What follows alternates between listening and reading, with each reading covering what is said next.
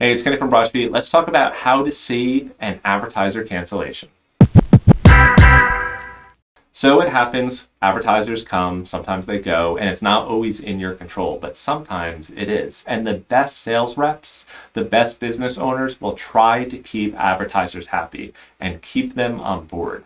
So if somebody wants to cancel, what we need to do is gather information. At the very least, what we want to walk away with is some good feedback so we can remember that for future advertisers. So what we might want to say is, hey, I understand that didn't work out.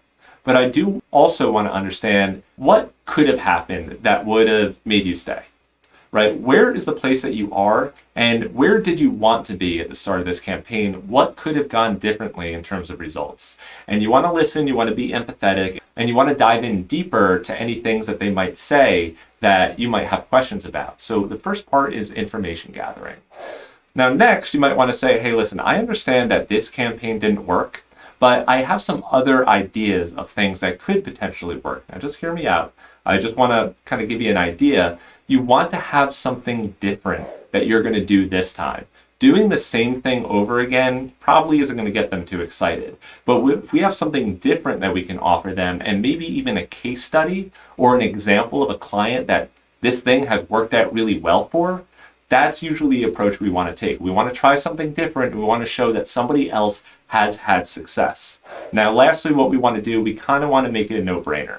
Now, people might not always have the budget to do this, but you might say, hey, listen, if you would be willing to stay on board for, another 3 months, what I will do is I will do a dedicated e-blast. Maybe I'll give you a social media shout out, or maybe I'll do a piece of sponsored content. You want to give them some kind of freebie to kind of sweeten the deal to really get them thinking, hey, you know what? Maybe I'll just give it a shot.